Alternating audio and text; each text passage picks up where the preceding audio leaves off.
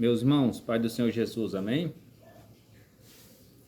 Eu vou estar continuando aqui no capítulo 12 da Epístola aos Hebreus, do versículo 8 ao 11, né? No vídeo anterior nós estudamos até no versículo 7 e hoje nós vamos dar seguimento aqui, amém? Versículo 8 da Epístola aos Hebreus.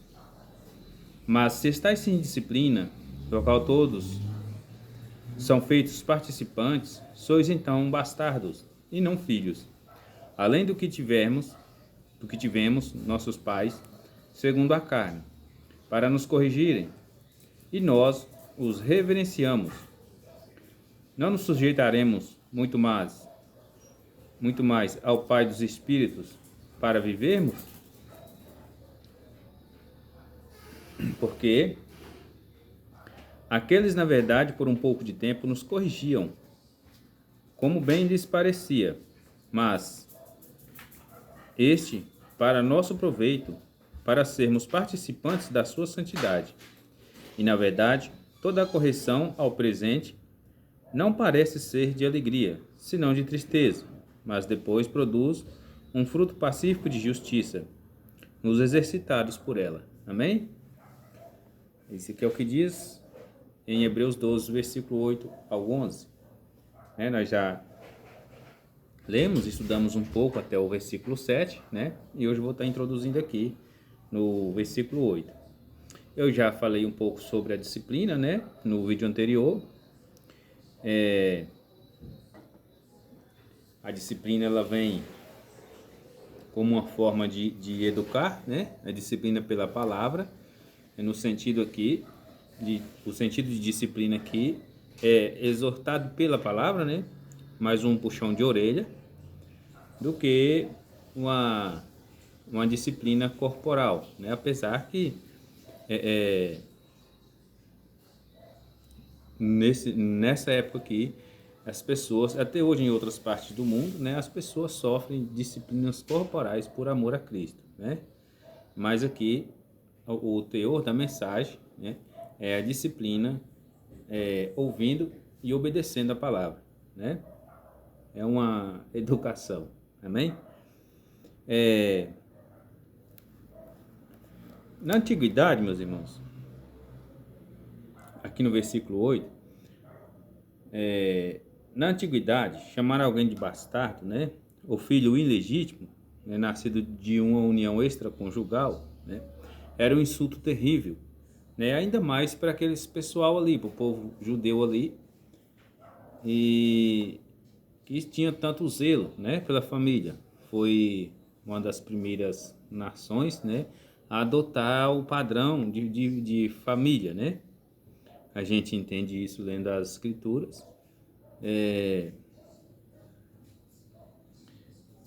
Ainda, né, além de ser um insulto terrível, é natural que a ilegitimidade aqui afastasse, né, negativamente a condição social da pessoa, né? Bem como seus direitos de herança. Os pais, né, eles estavam, né, no contexto histórico, eles estavam mais preocupados com seus herdeiros, né, e normalmente investiam um pouco tempo em filhos que não o pudessem ser, né, ou seja, de filhos desobedientes, amém? Então, esse é o contexto daquela época. A pessoa ser chamado de filho ilegítimo ou de bastardo, né, era muito feio para aquela sociedade. Hoje está comum essa coisa de adoção, de filho bastardo. Hoje, isso na nossa sociedade, isso é comum, amém? Mas trazendo aqui para os nossos dias, né, quando fala de filhos, né, e não filhos, mas se estáis sem disciplina, da qual todos são feitos participantes, né, sois então bastardos, ok? E não filhos. Agora, é importante a gente entender que nós, né, aqui nessa questão aqui, o ser humano, à luz da Bíblia, o ser humano, o pecador, ele passa a ser adotado por Deus, né? Existe aí um processo de adoção no ato da conversão ao Deus vivo e verdadeiro, né? E sobre esse ato nessa adoção, eu separei aqui duas passagens, né? Em Efésios 1, do versículo 5 ao 8, vai dizer o seguinte, que Deus predestinou as pessoas para serem adotados como filhos em Cristo, ok? Em Romanos 8, do versículo 14 ao 17, as pessoas são feitas herança e predestinadas para louvor e glória de Deus. Veja bem, aqueles que são adotados por Deus são adotados como filhos em Cristo. Amém? Eu vou ler a passagem lá de Efésios 1, 5, 8. Nos predestinou para filhos de adoção por Jesus Cristo, né? Para si mesmo, segundo o beneplácito da sua vontade, para louvor e glória de sua graça, pelo qual nos fez agradáveis assim no amado, em quem temos a redenção pelo seu sangue, a remissão das ofensas segundo as riquezas da sua graça, que ele fez abundar para conosco em toda a sabedoria e prudência. Amém? Meus irmãos, notamos aqui que essa adoção, ela não vem, apesar de que alguns dizem isso, ela não vem por parte de Maria, né? Aqui não existe essa adoção por parte de Maria, nem por qualquer outra personagem da Bíblia, né? A não ser por Jesus Cristo nosso Senhor, e é por meio do sangue dele, como eu acabei de ler ali, em Efésios 1, né, do versículo 5 ao 8. Amém? Eu sei que aquele texto lá, ele não é o contexto desse versículo aqui, porém, eu resolvi fazer essa associação aqui, simplesmente para enfatizar para algumas pessoas que nós só nos tornamos filhos de Deus a partir do momento que somos adotados por Ele, né? Eu não estou aqui ferindo o princípio básico do texto, mas é mesmo para lembrar as pessoas, porque tem muita gente que, a maioria das pessoas, né? Todo mundo fala, maioria não, todo mundo fala, né? Que são filhos de Deus. Agora, que Deus é esse, né? Se a pessoa não foi adotada, né? Por meio de Cristo, sinceramente, ela não é filha de Deus, né? Aí acontece o que diz em João 3,36, que a ira de Deus, ou o ódio de Deus, permanece sobre essa pessoa. Amém? No versículo 9, além do que tivemos nossos pais segundo a carne, para nos corrigirem, né? E nós os reverenciamos. Não nos sujeitaremos muito mais ao Pai dos Espíritos para que vivemos, né? Deus, com frequência, né? Ele era chamado como Pai dos Espíritos e é o Senhor dos Anjos, né? Os espíritos aqui não são, isso aqui não é base para o espiritismo, né? Mas os espíritos aqui se referem aos anjos, né? Aqui ele é chamado de Pai dos Espíritos, em contraste com pais de humanos, né? Com pais humanos, em contraste com pais humanos. Então, veja bem, num pequeno versículo desse aqui, ó,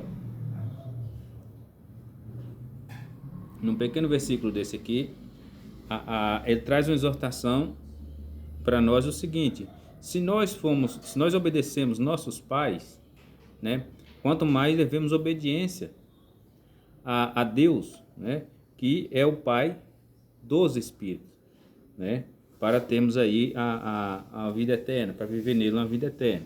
Amém?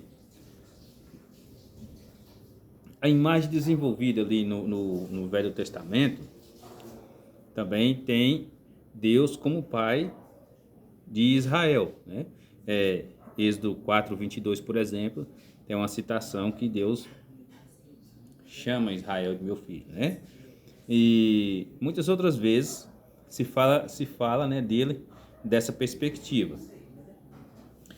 O, esse argumento aqui, desse versículo, ele segue um argumento muito usado nessa epístola, que é o quanto mais, né? Se obedecemos os nossos pais na carne, quanto mais o Senhor, nosso Deus, né?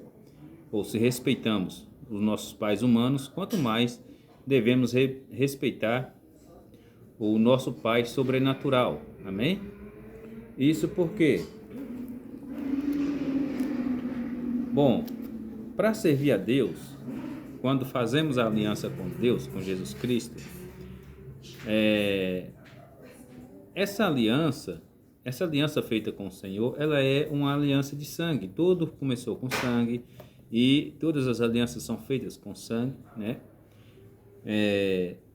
Então, meus irmãos, não tem como a pessoa dizer que é cristão ou crê em Jesus e crê em Deus, por aí vai, e levar uma vida de qualquer maneira. Por quê?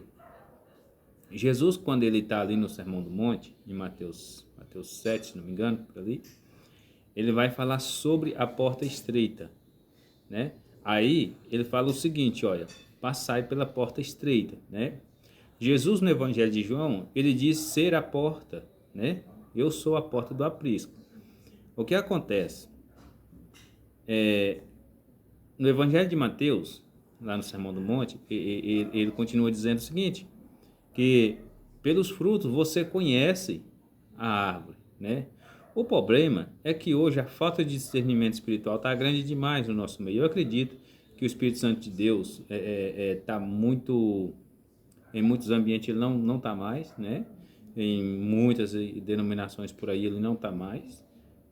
Mesmo em algumas pessoas, esparramada por aí mundo afora, né?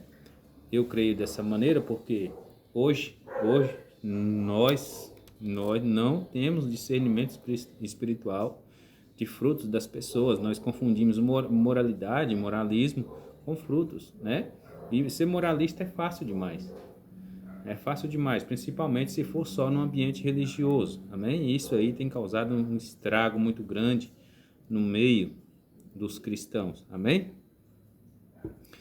Mas voltando aqui ao assunto, quando Jesus diz que a porta é estreita e o caminho é estreito, e pelos frutos conhecereis, automaticamente a pessoa, quando é justificada pela fé em Jesus Cristo, né, essa pessoa passa a andar no caminho estreito, ela é obrigada a produzir fruto, né? Ela produz fruto sem saber que está produzindo fruto. É praticamente isso, porque a partir do momento que a pessoa é salva em Cristo, ela passa a andar automaticamente no caminho estreito, ela passa a odiar o pecado, as práticas do pecado, e passa a produzir fruto automaticamente, né? Então não tem como a pessoa dizer que é cristão, que é crente, que está em Cristo, né? Que é salvo em Cristo Jesus, porque Jesus é a salvação, né? Se ele está em você, com certeza, né? Você é salvo, né? Porque uma frase que eu li do autor de um certo livro, ele dizia o seguinte: um pombo não come carniça, né? Não come carne podre, ele não come mesmo não, né? Então, se você está imundo, né? Não, pombo não come imundícia, ele não come mesmo, porque se você está imundo, então não tem como o Espírito Santo habitar em você, amém? No versículo 10 e 11, vai dizer o seguinte: porque aqueles, na verdade, por um pouco de tempo nos corrigiam, como bem lhes parecia, mas este, para nosso proveito, para sermos participantes da sua santidade. E, na verdade, toda a correção ao presente não parece ser de alegria, senão de tristeza, mas depois produz um fruto pacífico de justiça, nos exercitados por ela, ou seja, nos exercitados por essa justiça, amém?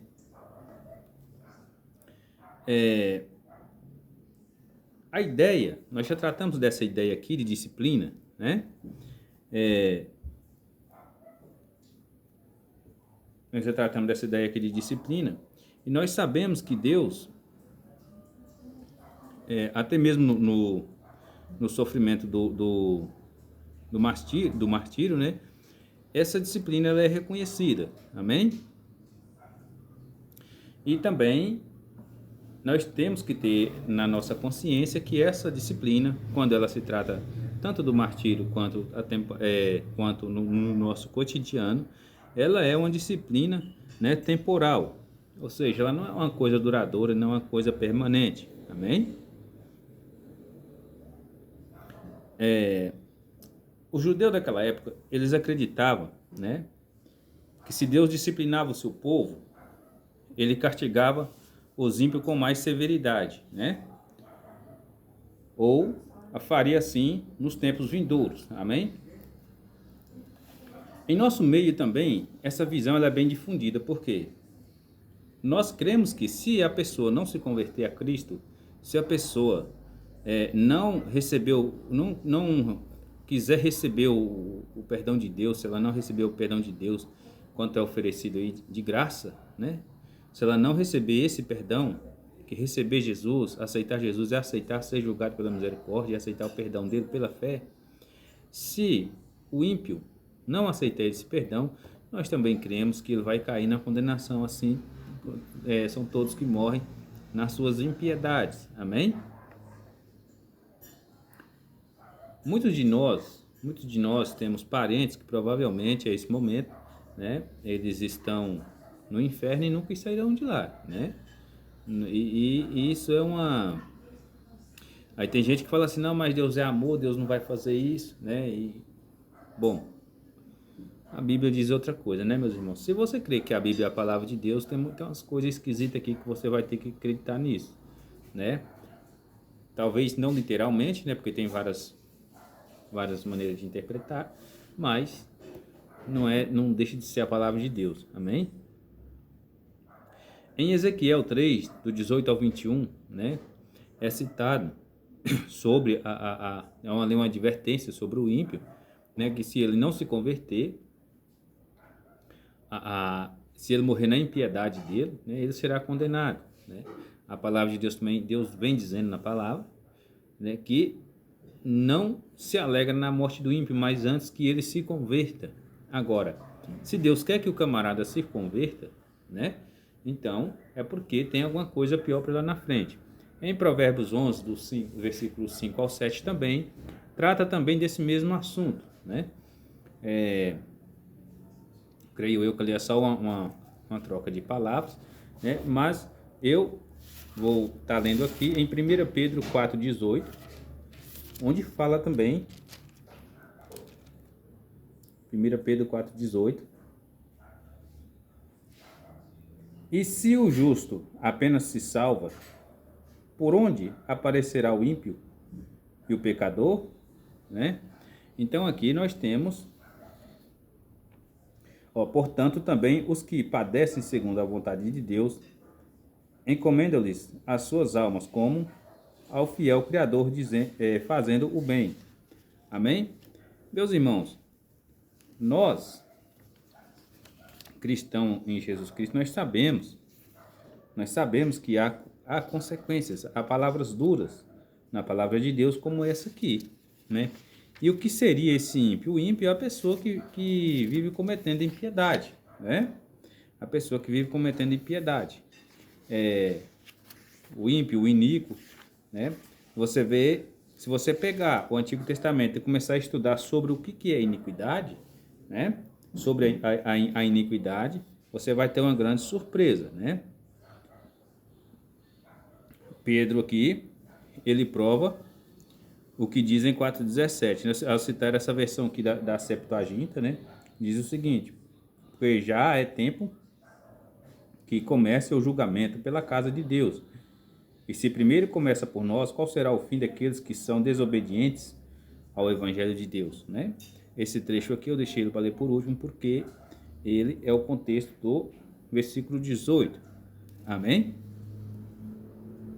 Em Provérbios também, essa passagem que está citada em Provérbios 11, 31, né? E nós temos aqui a evidência, né, de que os perversos eles sofrerão no mundo vindouro, ou neste mundo. O mundo vindouro pode ser o mundo depois da morte. O camarada morreu, ele vai sofrer. Mas Isso aqui também é um alerta. Por que eu deixei esse versículo 17 para ler por último? Porque já é tempo que comece o julgamento pela casa de Deus. E se primeiro começa por nós, qual será o fim daqueles que são desobedientes ao Evangelho? Veja bem, nós sabemos que o julgamento começa pela casa de Deus. Aqui, no livro aos Hebreus, Epístola aos Hebreus, nós aprendemos que nós somos casa de Deus, né? Então, se o julgamento começa por nós, qual será o fim do outro? É isso que o texto está dizendo, amém?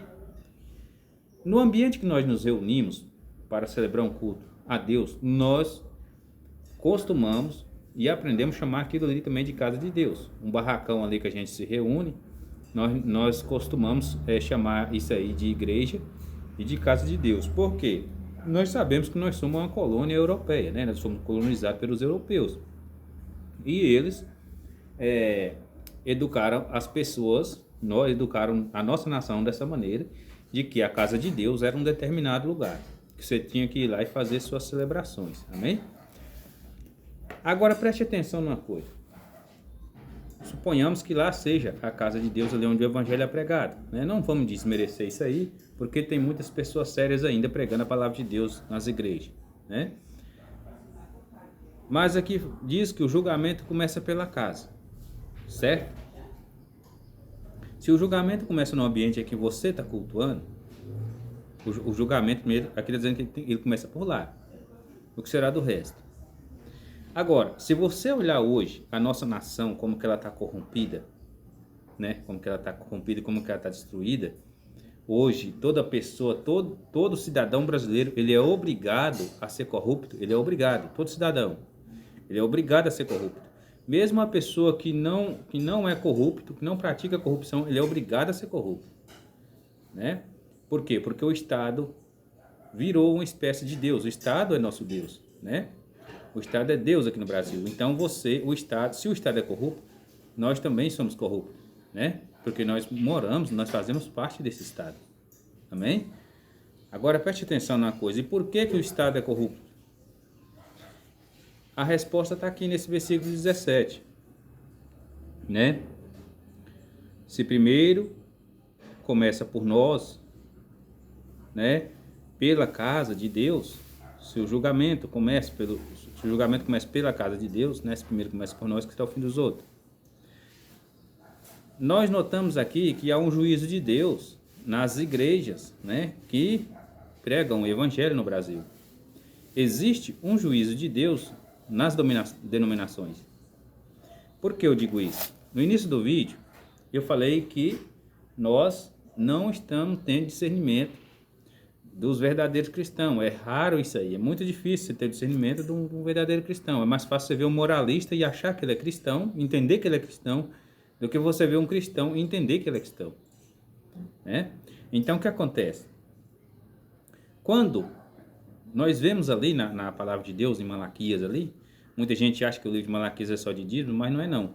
O livro de Malaquias ali, ele é uma advertência, o profeta profetizava ali a liderança que ministrava e ensinava a palavra de Deus. Só que aquele povo se corrompeu, certo? Os líderes religiosos. Quando os líderes religiosos se corrompem, né? Toda a nação se corrompe. Você entende? Quando o líder religioso se corrompe, toda a nação se corrompe, né? Eu vejo o povo brigando aí, que o Brasil melhorar, que não sei o que, não vai melhorar. O Brasil só melhora daqui a 40 anos, quando a nossa geração estiver toda morta. Aí pode ser que Deus tenha misericórdia e melhore alguma coisa.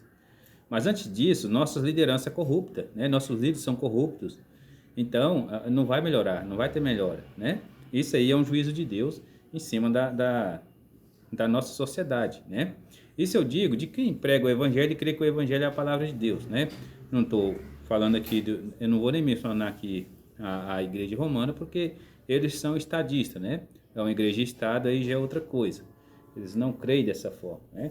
Então, meus irmãos, é importante a gente ter em mente a obediência à palavra de Deus, porque o nosso sistema ele é tão podre, ele é tão corrupto, que se você,